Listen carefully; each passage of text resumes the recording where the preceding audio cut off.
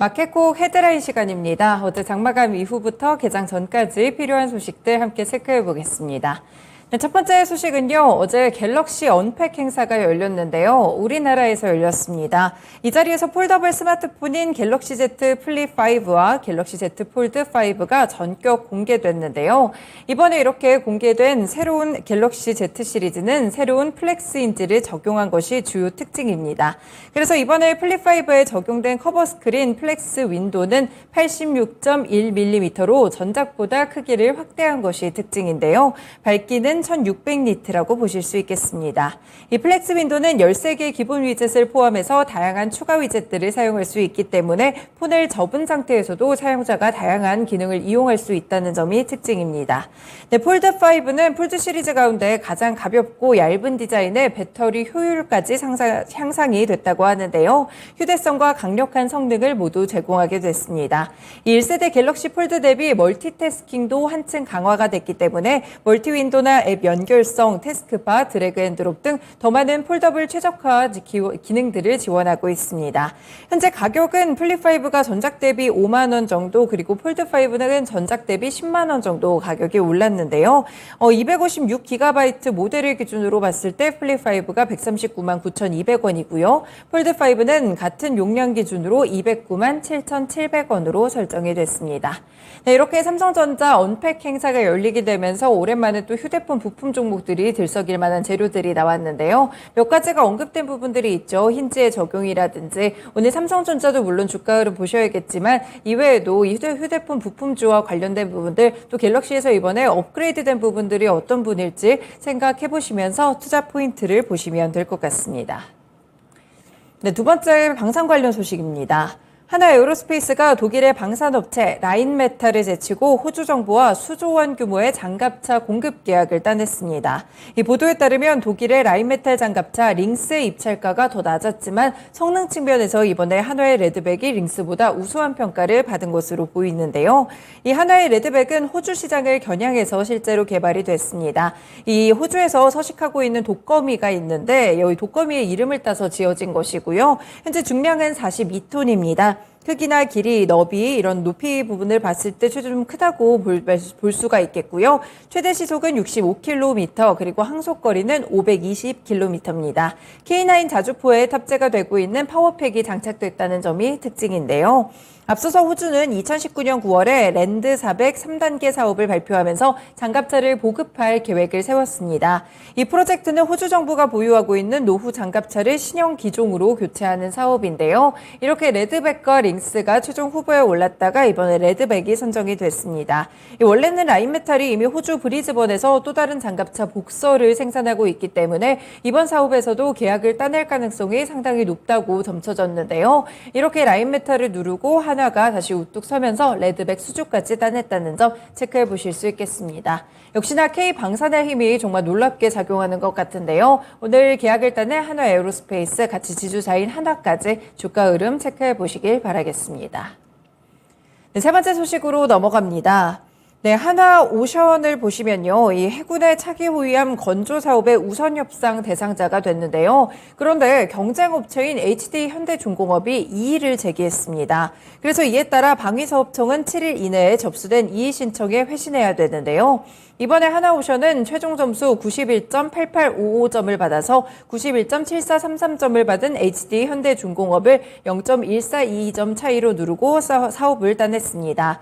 이 HD 현대중공업은 차세대 한국형 구축함 사업과 관련한 기념 설계 등 군사 기밀을 촬영해 사내 공유한 회사 관계자가 지난해 11월 유죄 판결을 받으면서 무기체계 제안서 평가에서 1.8점의 감점이 적용됐는데요. 그래서 우선 협상자에서 고배를 마신 것으로 보입니다. 다만 HD 현대중공업 측에서는 방사청의 디브리핑 실시 이후에도 의문점이 해소되지 않았고 유사함정인의 건조 실적이나 장비, 시설 보유 현황 같이 객관적인 지표를 포함해 몇 가지 분야에 대해서 재심의가 필요하다고 판단했다고 말했습니다. 한화오션 측에서는 2012년부터 맞붙은 4번의 설계 사업에서 기술 능력 분야에서 3번이나 경쟁사를 압도했다며 동일 조건에서 평가가 이루어지는 신형 군함 분야 기본 설계 사업에서 한화오션의 기술력이 더 높게 평가를 받아왔다. 아니냐라고 반박하기도 했었는데요. 일단은 우선 협상 대상자로 하나오션이 설정된 가운데서 HD 현대중공업이 이의를 제기했기 때문에 과연 일주일 뒤에 방위산업청이 어떤 결과를 내놓게 될지 함께 주목해 보시면 되겠습니다. 네, 관련 종목으로는 언급된 두 종목 체크해 두실 수 있겠죠. 하나오션과 HD 현대중공업 보시면 되겠습니다. 네, 다음 소식입니다. OCI가 영국의 넥세온과 2차 전지용 실리콘 음극재 생산에 필요한 핵심 원재료의 장기 공급 계약을 체결했다고 밝혔습니다. 이 계약을 통해 2025년부터 5년간 실리콘 음극재용 소재를 넥세온에 공급하는데요. 양사 간 이 장기 공급 계약 규모는 700억 원 수준이고요. 고객사의 생산량에 따라서 계약 규모는 더 늘어날 수가 있겠습니다.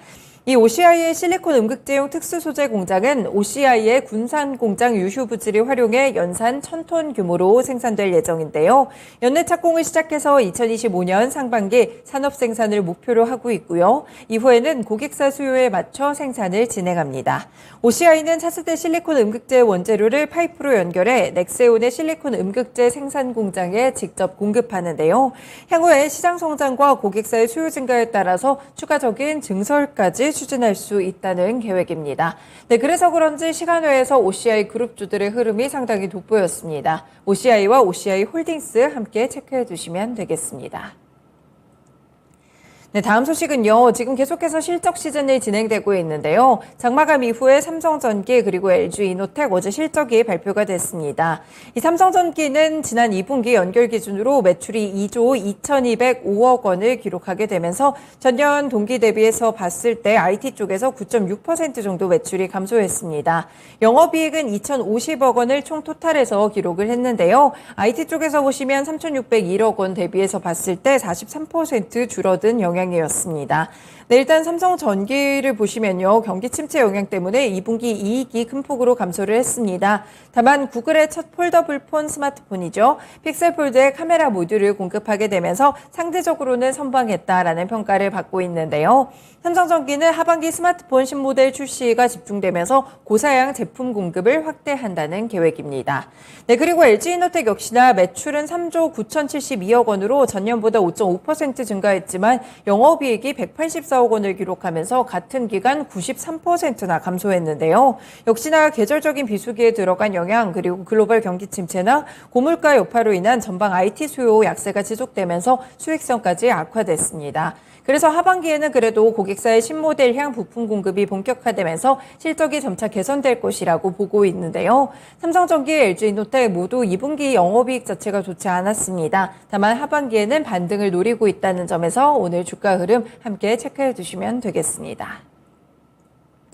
네, 마지막 소식입니다. 어제 장마감 이후에 좀 많이 주가들이 흔들렸죠. 특히나 2차 전지라든지 그동안 많이 올랐던 종목들 위주로 하락세가 깊게 나타났습니다. 일단 코스닥에서는 에코프로비엠 그리고 거래소에서는 LS 일렉트릭이 오늘 하루 공매도 금지에 들어가게 되는데요.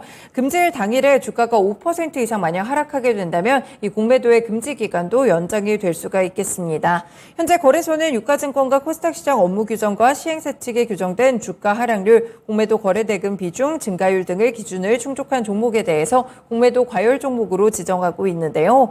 어제 코스닥 시장에서 에코프로비엠의 공매도 거래량이 80만 6,750주였고요. 공매도 거래대금이 4,133억 원에 달했습니다. 이 거래대금 보시면 5조 6,280억 원인데 여기에 7%에 해당하는 비중이었습니다. 그리고 LS 일렉트릭도 공매도 거래대금이 269억 원이었는데요. 비중은 5%가 넘었습니다. 그래서 오늘 하루 동안 공매도 거래 금지 종목으로 지정이 됐다는 점 투자하실 때 참고해 보시면 되겠습니다. 관련 종목 에코프로비엠과 LS 일렉트릭입니다. 네, 오늘도 이렇게 6가지 소식들 함께 살펴봤습니다. 마켓콕 헤드라인이었습니다.